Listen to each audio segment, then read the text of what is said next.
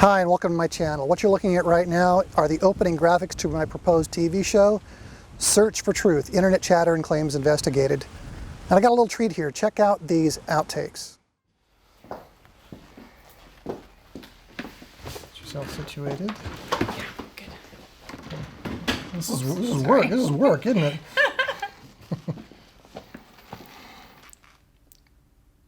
In 1595, the Chinese were quoted as saying that the Earth is square and flat and the sky is a round canopy. Today, we have researchers and explorers who are saying something equally unusual. Sup? Sup? What if the Wright brothers didn't believe?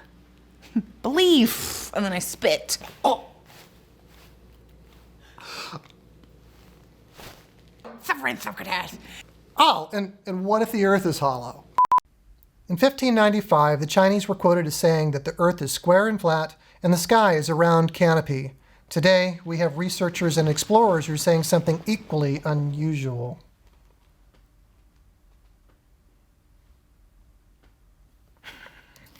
Yeah, that's good. Do you want to believe that the Earth is hollow? Let me get the line right. I think he says his name. Unusual. Yeah, that was a good take. He climbed aboard a 40-foot circular flying craft, focuses energy, his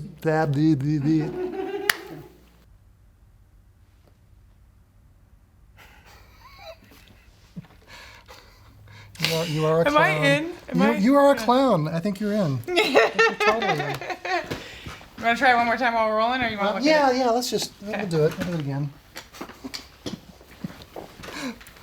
Your cue is going to be today. When I say today, we have researchers and explorers. Oh, okay. Yeah, so now, yeah, okay. coming at that point. Cool, yeah. Okay. Yeah. In 1595, the Chinese were quoted as saying that the Earth is square and flat and the sky is a round canopy. Today, we have researchers and explorers who are saying something equally unusual.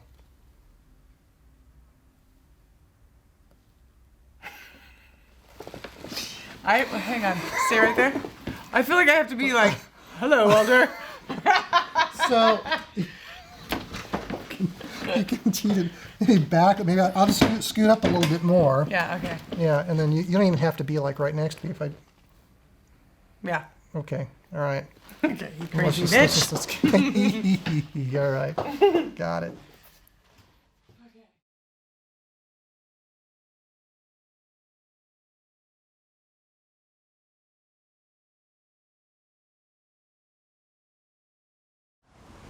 So basically what you just saw was me and my co-host Carol Morrow recording some introductions for the interviews that you all get to take a look at right now on my YouTube channel. I got Billy Woodard, you know, for the Hollow Earth, and that's the reason she was wearing that crystal band on her head. We kind of did a mock-up one because I didn't own the real thing at the time, but you know, it was fun. We had a good laugh. Carol's agreed to come out and try this, but she just wasn't available right away. We've got to go ahead and reschedule. However, I do have another friend I managed to capture on video, and she was the first one, the very first one to try this on. I still haven't tried this yet, but I will today. You'll get to see me wear this, and I'll let you know how it goes. In the meantime, take a look at my friend Lori and see what she thinks. Should I loosen anything or just... Well, you figure out how you can put it on your head. Okay, so this is the William Tompkins headband, and I have a friend of mine who's graciously volunteered to try this on. And she's going to tell me what's going to happen. Well, let me first... I might have to loosen it up because I don't want to break anything. No, you're not going to break it. I mean, it's pretty self-explanatory, I think. No, it's good. It's so you. It is. It's me. That goes down between the... There you go. There we go. Okay, let's just see what happens.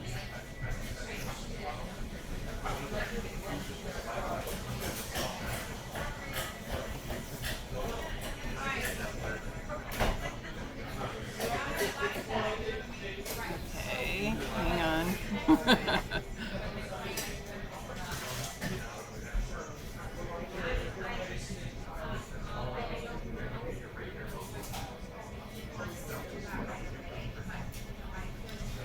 sure if anything's happening, to And be honest. that's okay. I'm just kind of feeling it. Well, there's a lot of pressure going right there, What on your forehead? right in my third eye area. Is it on the surface or is it inside? Inside. Both.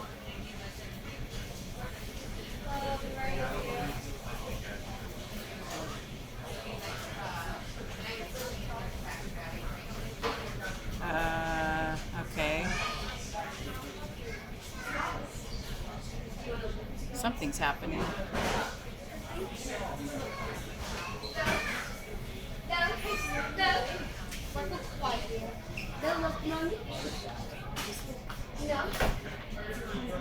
There's a lot of energy going on in this area where it's kind of making me a little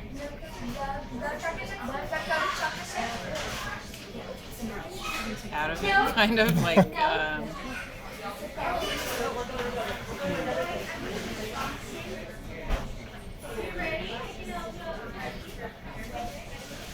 it's really like going in this way. So you can actually feel something, energy coming yeah. coming in, really. Like it's not drilling, but going that. You know what I mean? It's going inward. So penetrating inward. But I can't say other than feeling a little kind of fried. Fried. Well, we all want you feeling fried. But I can't feel anything else. I think if I was in a less crowded. Yeah. Not a restaurant where I could really.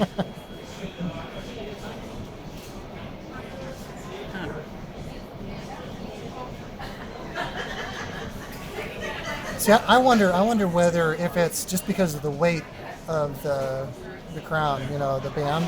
If you put something else that had that kind of weight on it, would cause the same thing.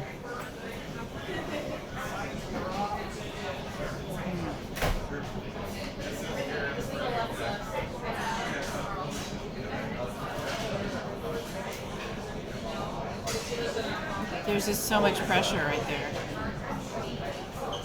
It's not a real comfortable feeling. Yeah. You know?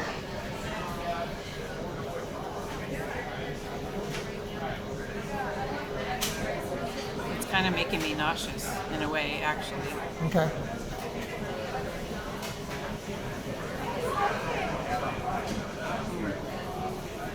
Other than that, I'm not being taken anywhere, you know what I mean? Uh-huh. But I think if I was in a quiet space, I could probably get into an altered state pretty quick with this. There's so in the paper that came with this thing, it talks about you may experience a headache. Yeah. Yeah. And just for anybody listening, watching, I didn't give her the paper to read. Didn't tell her anything about that. So. Yeah. I feel that whatever's written on that paper on this procedure probably is important because Billy had simply slid the thing over to me and I tried it on. I didn't do any of the stuff that was on that paper. Really? Yeah. Yeah, it's not comfortable. There's such a pressure. Yeah. Well, I don't want you to feel uncomfortable. No, I mean it's not that I would.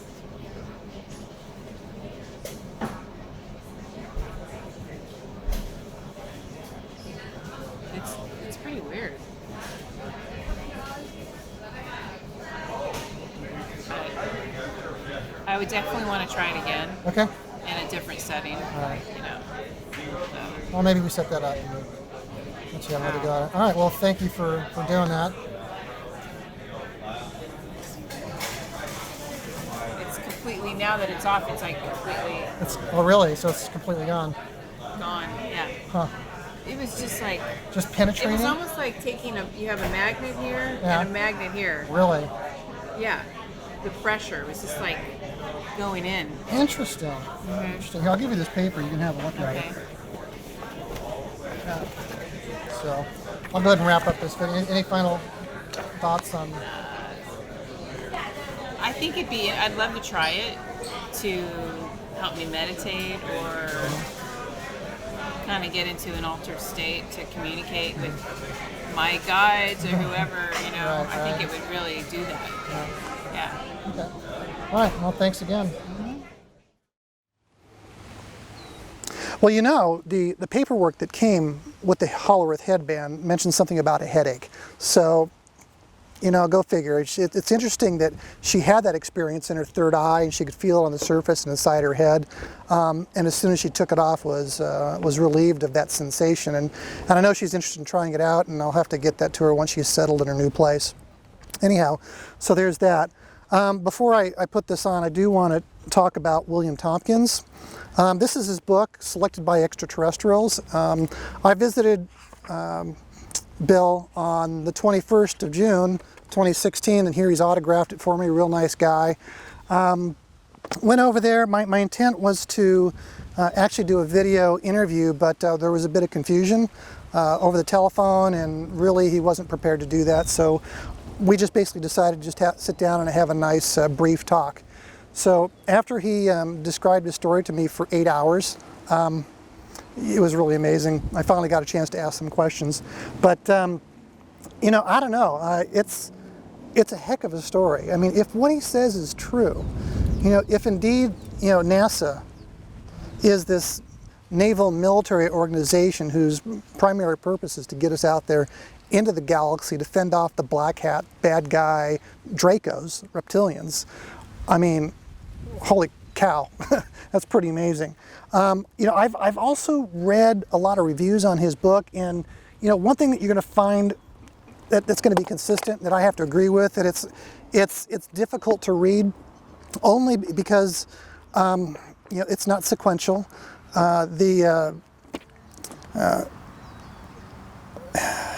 It was difficult to follow in places. It's, you know, a few spelling errors, a lot of, you know, punctuation problems. So a lot technically, as far as a well-written sit down and read book. If you're going to go in thinking that, it's probably not the best book for you to read.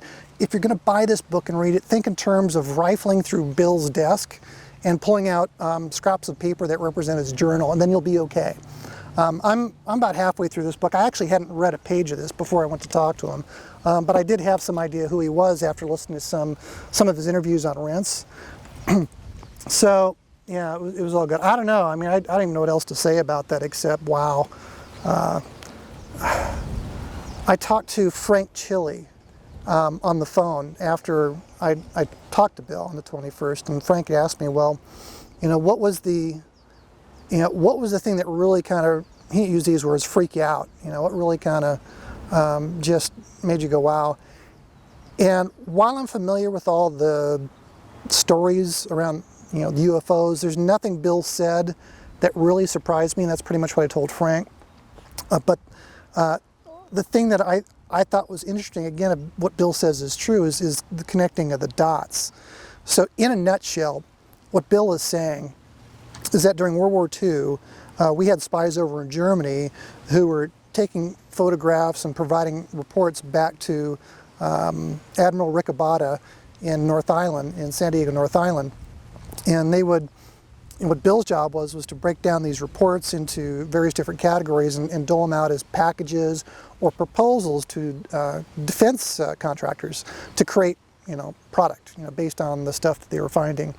And they were finding some pretty amazing things. In fact, the agents were alarmed, and, you know, Bill describes how, you know, the Admiral, I guess, wasn't really believing too much of what was being said there and was trying to calm down the agents as they were trying to tell the Admiral, hey, you know, Nazi Germany's been provided flying saucers and the hardware, and they're in, you know, partnership with the Draco reptilians, and their plan is to basically kill a bunch of people and enslave everybody else. Now, that rings a bell, doesn't it? You hear that all throughout conspiracies websites out there, and here you got Bill saying, yep, that's what they found out.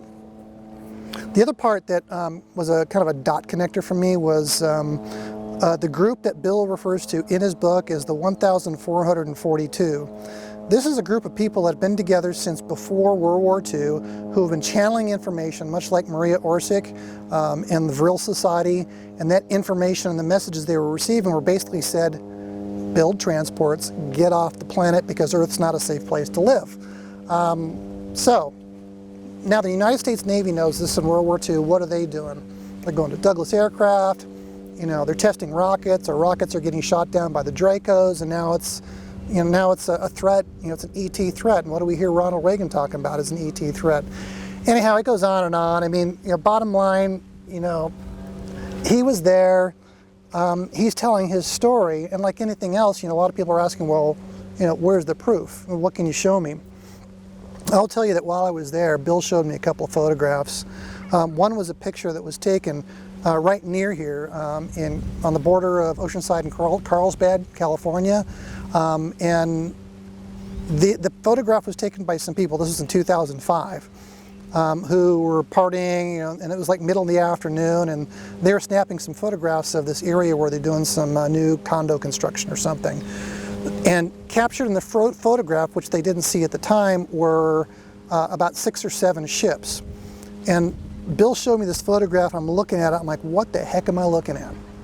And it was just one of the weirdest things. And Bill said that they took this photograph and they created a model of this craft, which they're going, this doesn't make any sense at all. It's got these ridges. It doesn't make any sense to be flying in the atmosphere. This is a really poor design. But when they put it in the air tunnel and they tested it, they found out it was, according to Bill, it was the best design for disseminating gases. And these gases are used to mind control the populace and to also suppress our natural innate human abilities and gifts.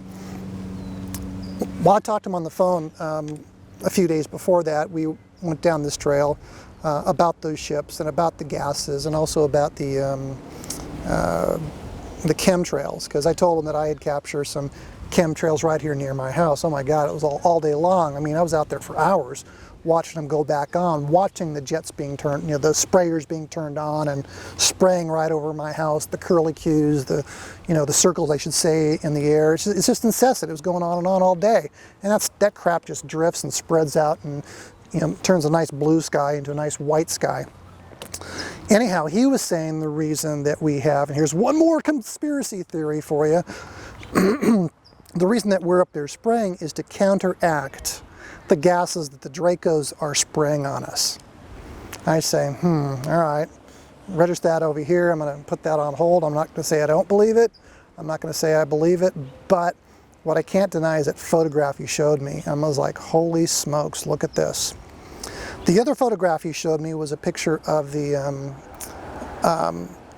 he'd snapped a photograph of the television. And on the TV, there were displayed 2 insect beings. So I'm going to put my hands, you know, they were consuming about this much of the frame, one right next to the other, and they had, you know, a different set of eyes that were still almond shaped, but they kind of came across the top of the head like this, and they had kind of a triangular shaped heads and really skinny neck and really long skinny arms. And first thing I thought was mantid, but you know, they could also be ant beings. I don't know. Bottom line, they looked insectoid to me. Bill calls the TV station trying to figure out where these photos come from, and they didn't know. They didn't know where they came from at all. So that's another interesting aspect of Bill's story. And you know, throughout Bill's experiences, he writes in his book, he believes that he had information being planted in his brain. You know, he was receiving this information and using it to create these pretty advanced systems that's used by NASA and by the United States Navy and defense systems and rockets and, you know, launch systems and on and on and on. It's pretty unbelievable. Anyhow, it is what it is. That's Bill's story. I feel like, you know, I've made a friend in Bill. I really enjoyed my time with him. It was just a fascinating visit. All right, so that's kind of my update on all that. This video is going long. I apologize. I'm getting a little long-winded here. No script. I'm just talking off the cuff. Now, you ready for this? I'm not sure I am.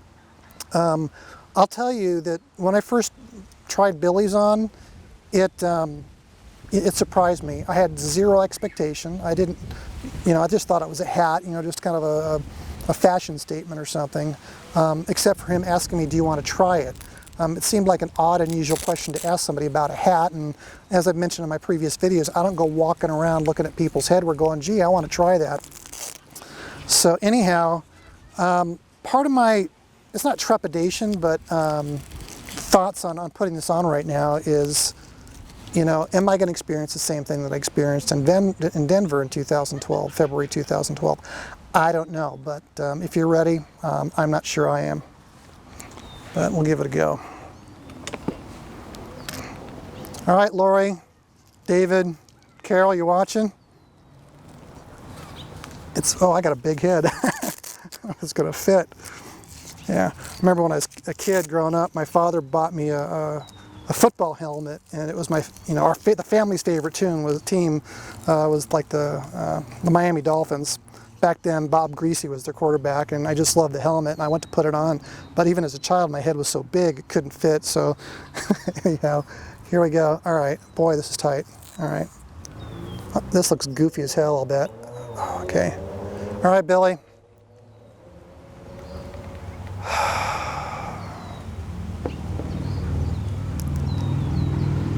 So first of all, I've got this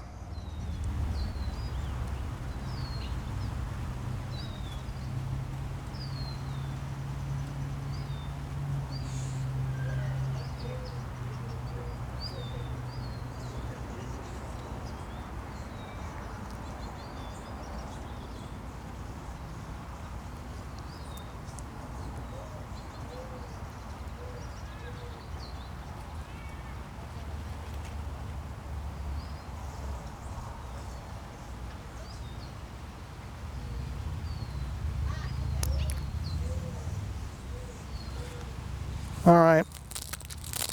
Okay, what's causing this? All right.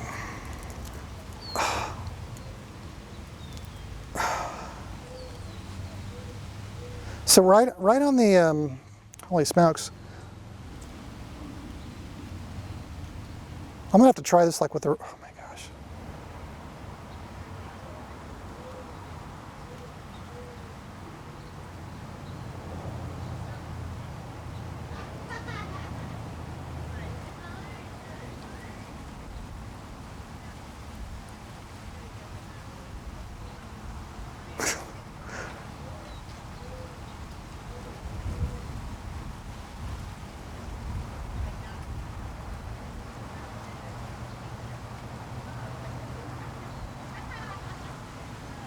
I don't want to take it off, but I'm going to. Holy smokes. All right, wow. Oh my God. Oh my golly gosh. All right, so, all right, there's something to this. I don't know what it is. I don't understand it. It is what it is. Holy smokes. Good golly. Whoa. Oh man. Wow. Wow. All right. Wow. I still feel it. Holy smokes.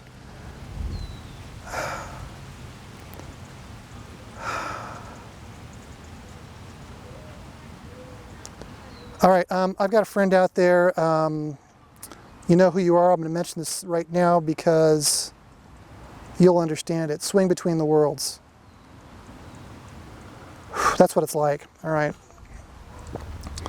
That was like instantaneous. I put that on, and so the sensation, so the physical sensation, is like right on the surface of the skin between the eyebrows, right all through here.